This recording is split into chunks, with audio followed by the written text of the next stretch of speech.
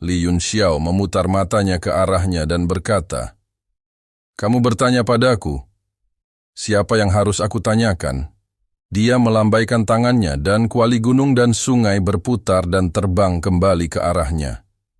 Dia menepuk badan kuali dan sebuah ritme keluar darinya. Seberkas cahaya keluar dari sana dan melesat ke langit. Segera setelah itu, kuali gunung dan sungai berubah menjadi bentuk mini dan terbang ke tangan Li Yunxiao sebelum menghilang. Genryu dan Li Yunxiao buru-buru mengangkat kepala dan melihat ke arah cahaya. Mereka melihat bola hitam dan berkulit gelap melayang di udara seperti bongkahan batu bara. Genryu tanpa sadar berteriak, sudah disuling menjadi terak batu bara. Li Yunxiao juga tercengang dan berkata, "Astaga, di mana tanah nafas bumiku? Tidak mungkin hilang kan?" Saat ini, batu bara hitam di udara perlahan bergerak dan berputar ke berbagai arah, seperti kubus Rubik. Tampaknya digabungkan, setiap kali diputar, ukurannya akan bertambah. Warna pada tubuhnya juga terus berkedip. Sama seperti kuali gunung dan sungai, warnanya penuh warna dan sangat indah. Segera, ia mengulurkan tangan dan kakinya, dan seekor binatang batu yang benar-benar berbeda dari sebelumnya muncul di depan mereka berdua. Ini. Keduanya benar-benar tercengang.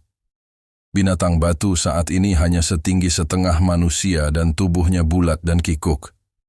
Anggota tubuhnya sangat tebal dan pendek, dan penampilannya sangat lucu. Selain ekspresi kosong di wajahnya, ia telah berubah total. Kenapa terlihat lucu sekali? Yang membuat mereka berdua pusing adalah dua bola mata seukuran biji wijen. Yang satu berwarna ungu dan yang lainnya berwarna hijau. Genryu dengan panik berputar di udara untuk beberapa saat dan berkata dengan pusing, "Ini, bisakah dia bertarung dengan penampilan ini? Apakah dia masih memiliki kemampuan bertarung?" Li Yunxiao menyeka keringat dingin di dahinya dan berkata dengan malu-malu, "Saya tidak berharap dia bertarung lagi. Saya hanya berharap tanah nafas bumi saya belum dimurnikan." Dia menggerakkan pikirannya dan mengirimkan perintah. Kedua bola mata binatang batu itu memancarkan cahaya ungu dan hijau dan perut bundarnya membengkak lagi. Wajahnya menjadi sangat tidak nyaman dan berubah warna menjadi kuning. Dia meraung sekuat tenaga dan meludahkannya. Sepotong kecil tanah nafas itu terbang keluar dari tubuhnya dan melayang di udara. Setelah proses ini, tubuh binatang batu itu berubah sekali lagi. Namun, tampilannya tidak berubah sama sekali. Itu hanya menyusut beberapa kali, dari tinggi setengah orang menjadi seukuran bola basket. Perutnya yang montok, beserta kepalanya, seluruhnya berubah menjadi labu. Li Yunxiao menatap tanah pernapasan beberapa saat, lalu dia tiba-tiba meratap dan berkata, "Sialan, jauh lebih kecil. Beberapa di antaranya benar-benar telah disempurnakan." Genryu terkejut. Bagaimana mungkin? Tanah nafas bumi adalah harta karun tertinggi yang telah ada sejak penciptaan dunia. Bagaimana mungkin itu bisa disempurnakan? Mungkinkah batu kecil ini menyerapnya? Hati Li Yunxiao juga tergerak.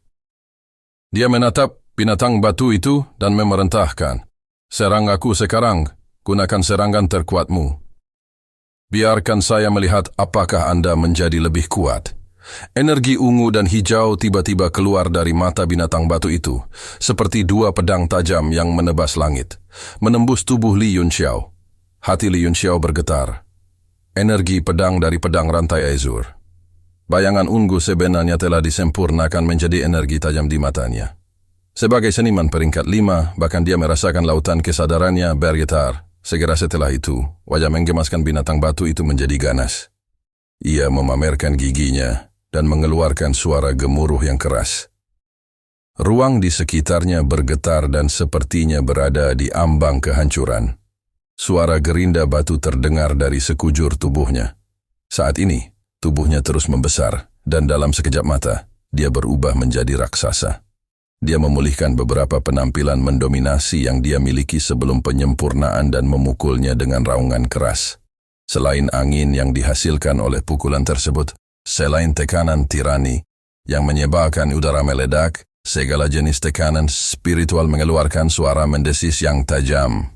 Ada juga energi ungu dan hijau yang mengelilingi tubuhnya. Seluruh tubuhnya muncul dalam warna ungu dan hijau. Tampak tak terkalahkan. Ekspresi kegembiraan muncul di mata Genryu saat dia berseru. Sungguh mendominasi, keren sekali. Li Yunxiao juga sangat gembira.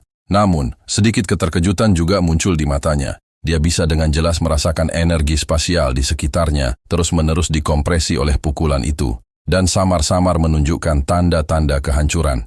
Puncak Kaisar Bela Diri, ini jelas merupakan eksistensi yang telah melampaui puncak Kaisar Bela Diri. Li Yunxiao jelas bisa merasakan kekuatan pukulannya. Ia jauh melampaui puncak Kaisar Bela Diri, namun aura monster batu itu masih tetap milik Kaisar Bela Diri. Dia merasa sulit untuk memahaminya. Dia dengan lembut mengulurkan tangannya, dan kekuatan aturan berkumpul di depannya, menghentikan serangan habis-habisan monster batu itu, dan mencegahnya maju lebih jauh. Genryu berkata, "Apa yang terjadi?" "Saya juga merasa bahwa pukulan ini telah melampaui Kaisar Bela Diri sejak lama. Tetapi mengapa auranya masih seperti Kaisar Bela Diri? Dan mengapa dia tidak memiliki domain yang seharusnya dimiliki oleh Martial Honor?" Li Yunxiao tidak berbicara. Dia juga tidak bisa menjelaskan situasinya. Dia segera memerintahkan binatang batu itu untuk menarik kembali tinjunya. Ekspresi ganas di wajah. Binatang batu itu segera menghilang dan kembali ke tampilan aslinya yang menggemaskan. Tubuhnya pun menyusut dari raksasa menjadi seukuran bola basket. Li Yunxiao melihatnya dan berkata, "Seluruh tubuhmu seperti labu, tapi pukulanmu seperti pelindung, tidak bisa dihancurkan. Aku akan memberimu nama. Sebut saja, Anda Little King Kong dari labu." Dia berpikir sejenak dan berkata, "Kebanyakan monster memiliki kecerdasan yang rendah, sehingga sulit bagi mereka untuk mempelajari seni bela diri manusia. Saya akan mengajari Anda gerakan paling sederhana namun paling praktis, tinju Vajra. Saya ingin tahu apakah Anda dapat memahaminya." Li Yunxiao tiba-tiba berpikir untuk membiarkan binatang iblis mempelajari teknik bela diri. Karena binatang iblis bisa mempelajari teknik bela diri, mengapa binatang iblis tidak bisa? Meskipun ada perbedaan besar dalam kecerdasan, mengajarkan hal-hal yang paling sederhana seharusnya tidak menjadi masalah. Little King Kong dari labu paling baik dalam menghancurkan orang dengan tinjunya, yang mirip dengan tinju Vajra. Dia bisa berkomunikasi dengan Little King Kong dari labu melalui akal sehatnya. Dia segera menanamkan inti dari tinju Vajra ke dalam pikiran Raja Kecil Kong. Meskipun ini adalah seni bela diri tingkat awal yang paling dasar, namun sangat menyeluruh dalam pemahaman Kaisar Wu. Faktanya, seni bela diri paling dasar berisi aturan paling dasar langit dan bumi, tetapi hanya dapat dipahami setelah mencapai tingkat tertentu. Little King Kong dari labu segera mengungkapkan ekspresi ragu. Ia berdiri di sana dengan hampa seperti patung. Ekspresinya yang bermasalah dan alisnya yang berkerut terlihat jelas. Genryu menelan ludah dan tersenyum pahit. "Kamu mungkin orang pertama yang mengajarkan seni bela diri monster." Li Yunxiao berkata, "Belum tentu. Beberapa binatang iblis yang kuat secara bertahap akan mendapatkan kecerdasan seiring dengan peningkatan kekuatan mereka. Misalnya, binatang tahun pemakaman Yao Jin Liang. Kecerdasannya tidak kalah dengan manusia normal, jadi ia pasti menguasai seni bela diri tingkat tinggi. Legenda mengatakan bahwa jika monster bisa masuk ke tahap dewa, ia bisa berubah menjadi manusia dan menjadi tak terkalahkan dalam level yang sama." Genryu mencibir dengan nada menghina. "Monster bisa masuk ke tahap dewa? Berhentilah bermimpi. Setelah Kaisar Wu, hal terpenting adalah memahami aturan langit dan bumi. Dengan kecerdasan monster, pada dasarnya mustahil bagi mereka untuk melangkah ke tahap dewa. Terlebih lagi, dalam sejarah benua ini, tidak ada catatan akurat tentang manusia yang bisa mencapai tahap dewa, apalagi monster." Li Yunxiao tersenyum.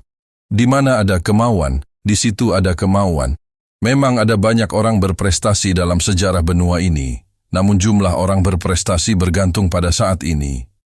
Jantung Genryu berdetak kencang. Manusia di depannya tidak kalah dengan tokoh-tokoh besar manapun yang tercatat dalam buku sejarah. Dia tiba-tiba menyadari bahwa Li Yunxiao sedang menatapnya sambil tersenyum. Dia terkejut. "Kenapa kamu menatapku? Ada yang aneh dengan tatapanmu." Li Yunxiao berkata dengan heran, "Kamu juga bisa melihatnya." "Tidak heran, Anda telah mengikuti saya selama bertahun-tahun." Dia meraih Genryu di udara. Segera, sebuah kekuatan mengikat Genryu dan menariknya ke arahnya. Genryu punya firasat buruk. Dia meronta dan berkata, "Apa yang kamu lakukan?" Tapi di monumen ilahi dunia, tidak peduli seberapa keras dia berjuang, itu sia-sia. Li Yunxiao tersenyum. "Setelah memurnikan labu tersebut, Raja Kecil Kong, secara alami aku akan mulai memurnikanmu." "Apa?" Genryu sangat marah. Dia meraung, "Kamu bajingan, kamu ingin memurnikanku." Selain amarah, ada juga sedikit rasa takut di hatinya. Li Yunxiao memandangnya. Tidak ada kebencian di wajahnya. Yang ada hanya ekspresi menggoda. Dia berkata, "Apakah kamu ingat bahwa di wilayah barat ini ada sekte besar yang memiliki teknik yang sangat ajaib?" Wajah Genryu masih dipenuhi amarah. Dia mengerutkan kening. Tiba-tiba, pupil matanya mengecil. Dia berteriak, "Kamu sedang membicarakan teknik pertarungan jiwa dari ras pemakan jiwa." Li Yunxiao berkata dengan sungguh-sungguh, "Benar, saya telah memperhatikan teknik ini sejak lama. Ini dapat meningkatkan kekuatan pertempuran seorang kultivator secara signifikan. Meskipun kekurangannya sangat jelas, Soul Eater Race mengandalkan teknik ini untuk menjadi salah satu dari 7 kekuatan utama di benua itu. Dan Anda adalah bahan terbaik untuk mengembangkan teknik pertarungan jiwa ini." Ekspresi Genryu menjadi diam. Kemarahan dan ketakutan di wajahnya berangsur-angsur hilang. Dia merenung dan berkata, "Tahukah kamu bahwa jika kamu melakukan ini, hal itu mungkin mempengaruhi pengembangan kekuatan jiwamu? Ini akan menjadi hambatan besar bagimu untuk pulih ke level alkemis pangkat 9.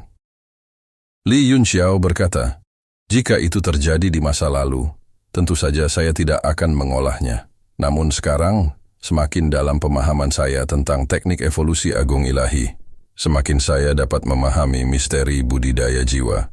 Bahkan jika aku mengolah teknik pertarungan jiwa itu tidak akan menyebabkan kerugian besar bagiku. Dan jangan lupa, saya masih memiliki pohon Dewa Kunwu." Bentuk mini Genryu berangsur-angsur menjadi lebih besar. Dia berenang perlahan di samping Li Yunxiao. Dia tampak sedikit ragu. Li Yunxiao tersenyum dan berkata, "Untuk apa kamu ragu-ragu?" Ekspresi sedih melintas di wajah Genryu. Dia menghela nafas dan berkata, "Lupakan saja, aku sudah menjadi roh pedangmu sejak lama. Lalu bagaimana jika aku menjadi jiwa binatangmu? Selain itu, dengan cara ini, yang paling diuntungkan adalah saya. Bahkan kamu pun tidak penting. Apa yang lebih aku takuti?" Li Yunxiao mengangguk sedikit dan berkata, "Saya mengatakannya sebelumnya. Saya akan membantu Anda merekonstruksi tubuh Anda di masa depan dan mengembalikan kebebasan Anda. Mulai sekarang, kamu bisa menyehatkan jiwaku." Dia mencubit beberapa segel dengan kedua tangannya dan membentuk lingkaran cian di depannya. Itu ditutupi dengan segala macam simbol aneh dan memancarkan cahaya lembut. Simbol-simbol itu sebenarnya. Terima kasih sudah menonton dan jangan lupa like, share, dan subscribe guys.